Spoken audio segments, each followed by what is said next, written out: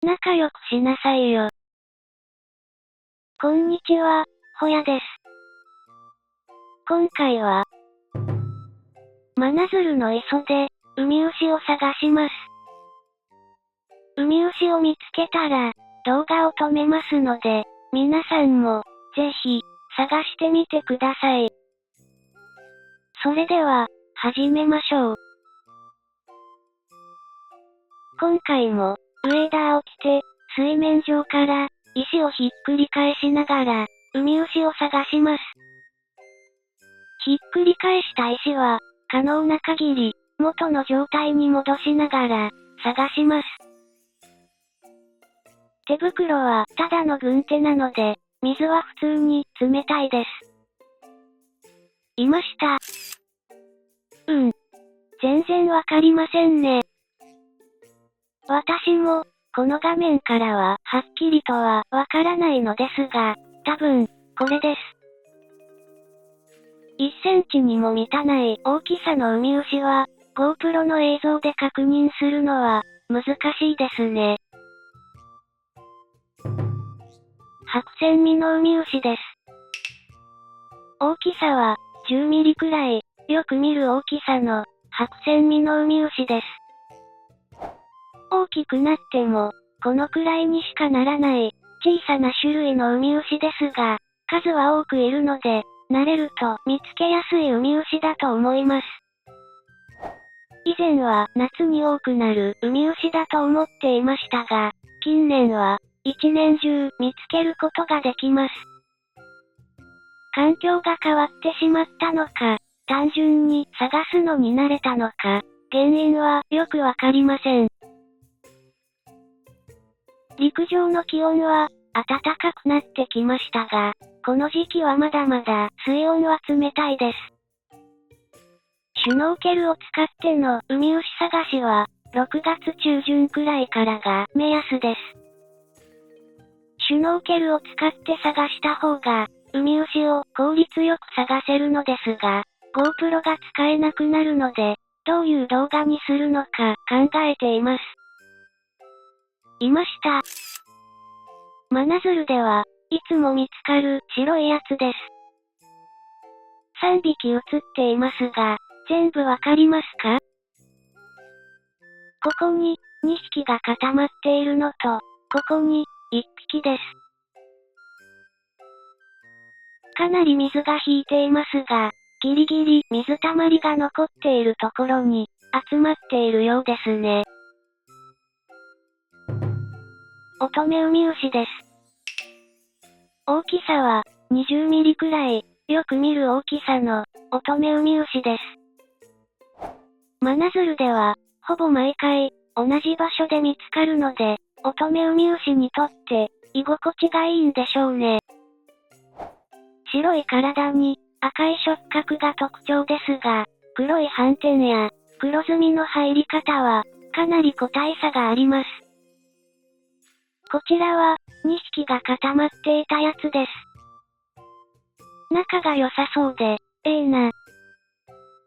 左側の個体は、少し赤茶色っぽい体をしていますが、これも個体差なのかな。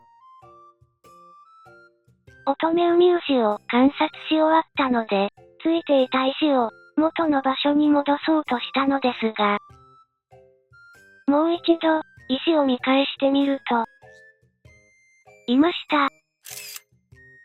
これも真鶴の定番ですね。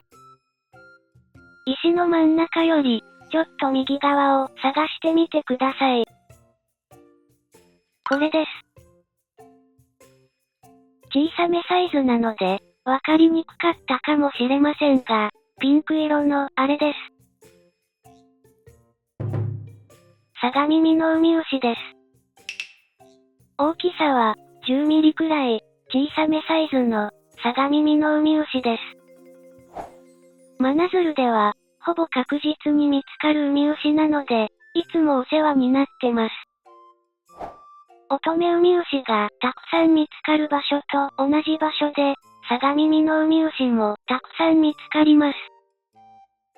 見つかる場所の範囲は、乙女ウミウシの方が広いので、サガミミノウミウシの方が、環境へのこだわりが強いようです。ウミウシばかり探してるように思われていますが、そんなことないですよ。面白い生き物がいれば、しっかり観察や撮影をしています。まあ、ウミウシの割合が、とても多いのは、事実ですけどね。おお。例えば、この生き物、なんだかわかりますか？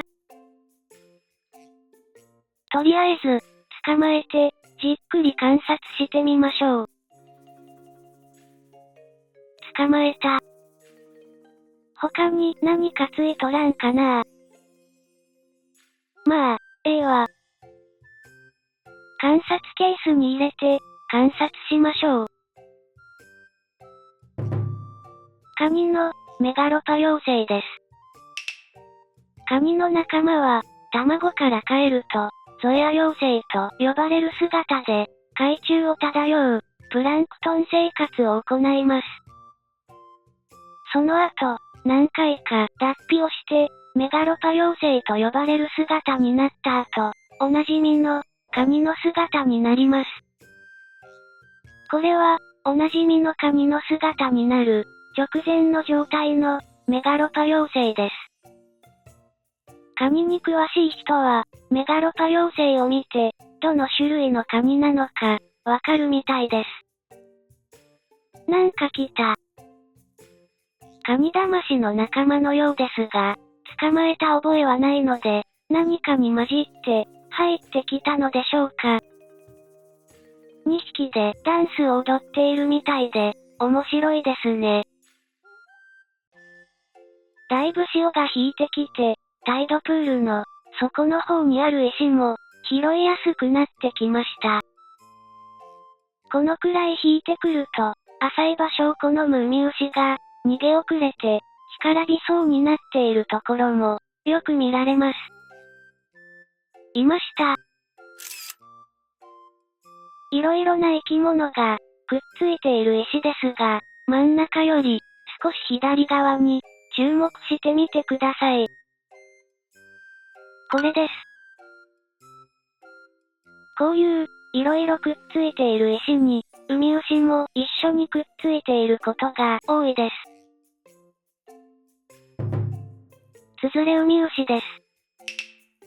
大きさは、15ミリくらい、小さめサイズの、ツズレウミウシです。相模湾沿岸の浅い場所では、割とどこにでもいるウミウシですが、全身ネズミ色で、地味な印象を受けるので、いまいち相手にされていないようです。斑点模様に個体差が大きいのですが、最近、この個体差は、ウミウシの種類が違うからではないか、という疑いが出てきて、分類が見直されているようです。ウミウシの研究は、まだまだ発展途上なので、数年後の図鑑には、違う種類に分けられて掲載されているかもしれませんね。さあ、どんどん探しましょう。大きめの石をひっくり返そうとしたけど、思いのほか重くて失敗。おお、いい感じの紫ウニがついとるな。紫ヤドリエビはついてるかな？いました。黒っぽいウニに黒っぽいエビがついている状態なので、とてもわかりにくいですが、どこにいるかわかりますか？これです。紫ヤドリエビ、可愛いから好きなんですよ。紫ヤドリエビです。大きめの紫ウニにくっついていることが多いので、探してみてください。カニダマシさんが近づいてきましたが、なんか踏みつぶされてますね。新入りなのに態度悪いなぁ。カニのメガロパ幼生もやってきて、なんだか乱闘状態になっています。食べたり、食べられたりする関係じゃないし、すぐに逃がすから、まあええか。場所を変えて、タイドプールの奥の方まで来ました。この辺りも、割とウミウシがいるゾーンですが、今日はどうやろな。いました。画面の中央付近に、白いウミウシがいることが、わかりますか？これです。ウミウシは、石の裏側だけじゃなくて、石の表面を歩いているやつもいるので、油断ならないです。サキシマミノウミウシです。大きさは、15ミリくらい、よく見る大きさの、サキシマミノウミウシです。岩の表面を、歩いていることが多いウミウシで、海藻にくっついていることも、結構あります。なんで、隠れる必要がないのか、不思議ですね。相模湾沿岸なら、どこにでもいるウミウシで、白い体はよく目立つので、見つけやすいウミウシだと思います。潮がかなり引いてしまったので、座った状態で、手頃な石をひっくり返しながら、ウミウシを探します。ここまで浅くなってしまうと、撮影がしにくくなるので、膝下くらいの深さが、色々とやりやすいです。いました。くっついている石よりも、ウミウシの方が大きい、珍しいパターンですね。これです。小さなウミウシばかり探していると、手のひらサイズのウミウシを見落としてしまうこともよくあります。クモ型ウミウシです。大きさは100ミリくらい、よく見る大きさのクモ型ウミウシです。